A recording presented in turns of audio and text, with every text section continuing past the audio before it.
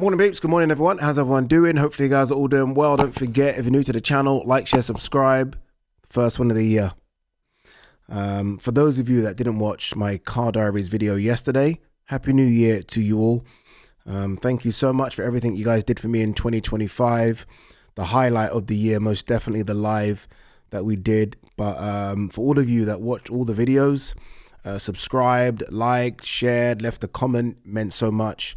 Help grow the channel. And yes, we did sell past 100,000 subscribers, so thank you very, very much.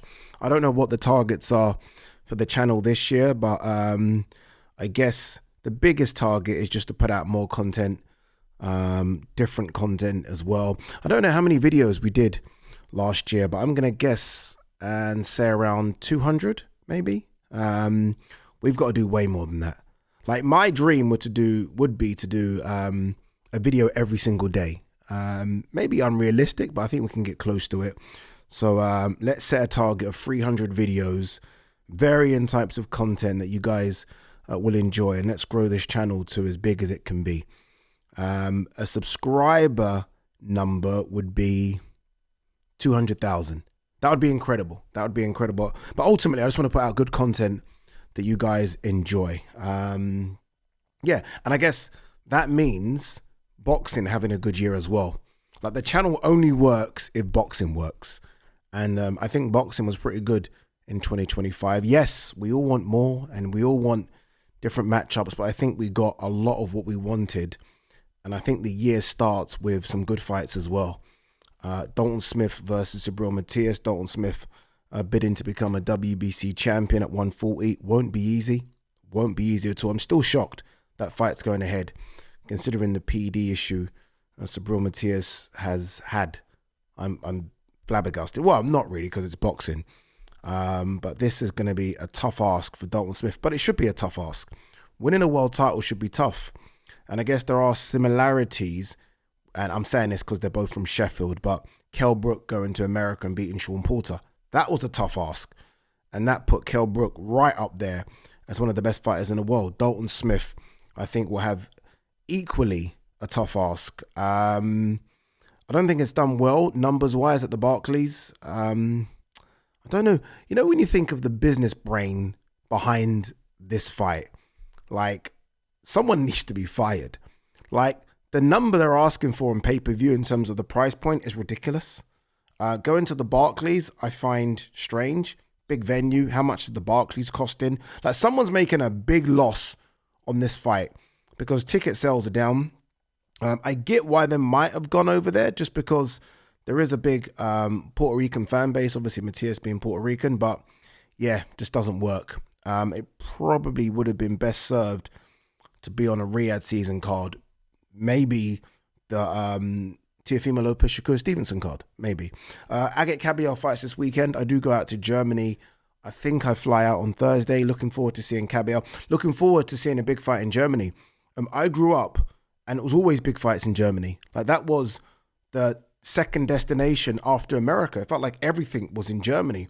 Obviously, the Klitschko's were out there. Felix Sturm was fighting out there. The Sauerlands were doing so many big fights in Germany. That hasn't happened for ages, so it's good to see a big Germany card. David Adeleye, who I saw yesterday, is on the card as well. And then obviously, as I said, back end of January, we got Josh Kelly going for a world title. And we got Teofimo Lopez trying to hang on to his status, I think, as the number one 140-pounder in the world when he takes on Shakur Stevenson. That is a super fight, ladies and gentlemen. If that doesn't wake up American boxing, nothing will. Like, honestly, if that doesn't do it for American fight fans, then maybe boxing is dead in America. I don't believe it is, but that should sell out Madison Square Garden. That should do good pay-per-view numbers. Like, it should, I think. I think Tio's going to sell it well. Shakur will sell it well. And I think the fight will deliver as well. And for me, it's a genuine 50-50 fight. I think a lot of people are favoring Shakur Stevenson just because he's unbeaten, right? And everyone thinks he is going to be the next pound-for-pound superstar. I am with you. But Teofimo Lopez, when he backs against the wall, seems to deliver. We saw it against Josh Taylor, where he was the underdog. We certainly saw it against Vasily Lomachenko. But we have seen times when he's not looked good. Obviously, George Kambosos springs to mind. Sandor Martin wasn't great. But I think it's going to be a very, very close fight. Anyway, Let's have a look and see what there is to talk about. Before we talk about, I've got them written down here, my wish list for 2026. How many fights have I got? I've got 1, 2, 3, 4, 5, 6, 7. But the 7th one, and you guys will understand why, is a bit of a, I mean, who knows what's going to happen there. But we'll get to that in a second. Let's start with some news first. Conor Benn, I'm tired of being angry. Well, stop being angry then. I mean, it's your choice whether or not you want to be angry. I think that he plays this role, and I think it actually works. I don't know if he's talking about what happened the back end of last year with Duke McKenzie and all that kind of stuff, but I almost feel like he's played this heel character quite well. I've met Conor loads of times, and he isn't the character that you guys see on screen. He actually is quite a cool and relaxed dude. But I actually feel like this character that he's playing has done well for him. Some people are going to tune in to see him get chinned, and some people are going to tune in to see him win. And that's okay. What you don't want, and I've said this a lot, is to be indifferent to fans, where they just don't want to tune in because they don't like you and they don't hate you. People hate watch. James DeGale is a great example. I always thought James DeGale was this guy that, by the way, super talented, one of the most talented fighters we've produced in this country in years. But I almost felt like people didn't really like him too much. I don't know why. And people certainly didn't hate him. And it was almost like, well, I'm just not going to tune in then. You've got to be either very, very, very hated or very, very, very liked. And Conor Benn seems to be very, very hated by a few people. So Conor, if you're listening and you're watching, stay angry. It's working for you. It is. Virgil Ortiz Jr. wants the titles, not the fame. I can't believe Virgil Ortiz, who, by the way, I think is one of the most exciting fighters in the world and one of the best fighters in the world, hasn't won a world title yet. It's crazy, right? He's not fought for a world title yet. How weird is that? Strange. Like Conor Benn, this is how wild it is. Conor Benn could fight for a world title before Virgil. Obviously, there's a lot of talk about Ryan Garcia versus Mario Barrios. I don't know why that's not been announced yet. Conor Benn likely to fight the winner of that fight. I don't know what's going on with Virgil. I don't know what's going on because I think this guy's a fucking wrecking machine. I think he's incredible.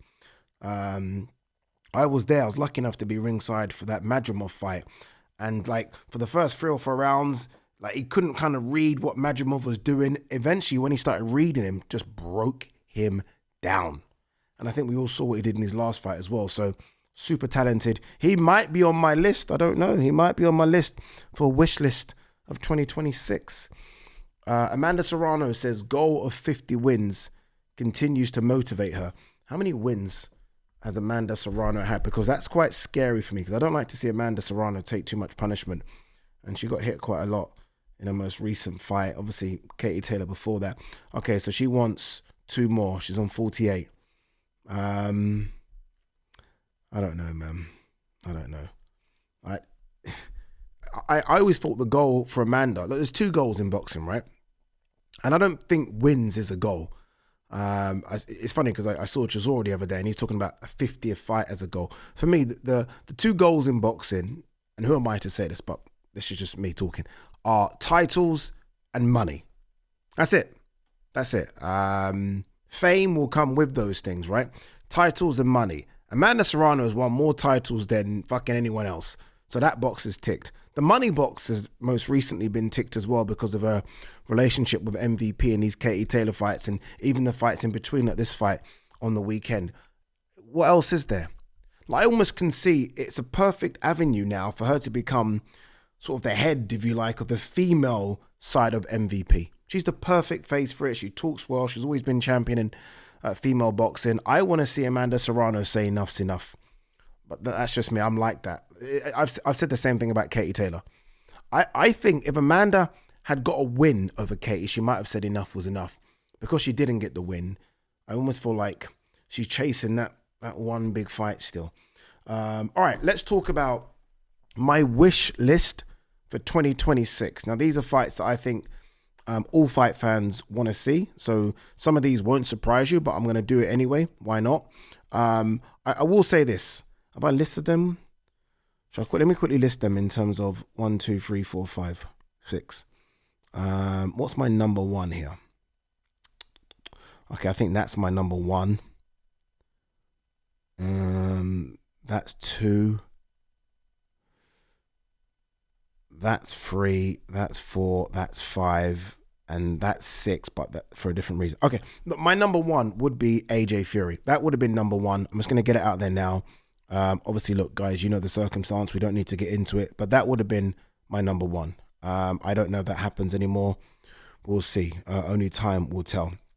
Let's start from 5 to 1. Number 5, Inoue versus Nakatani. And in brackets, I've written here Bam, because I'm desperate to see Inoue Bam, but I get there's a weight discrepancy. Inoue and Nakatani are in the same weight class. Obviously, the fight in December, Riyadh season, was to sell Inoue Nakatani. Didn't quite work out because Nakatani didn't look great against Hernandez. Inoue looked better, didn't it, against Picasso. The problem is, and look, this fight is still gigantic. Forget what we think. In Japan, this fight is fucking AJ Fury. It's that big. The issue is, Inoue just looked so much better, didn't he? So all of a sudden, people thinking Nakatani is this killer, moved up a weight class, maybe didn't look the same. Whereas Inoue, I thought looked really good. I thought he looked astonishingly good, considering that he had 4 fights in a year. I think he looked really good. So that's number 5. Number 4 is the fight on the thumbnail. Daniel Dubois versus Fabio Wardley, or should I correctly say Fabio Wardley, who is the world champion, let's not forget, versus Daniel Dubois. Tell me that doesn't have carnage written all over it. I think that could be quite similar to Wardley versus Parker. Even in fact, maybe more carnage.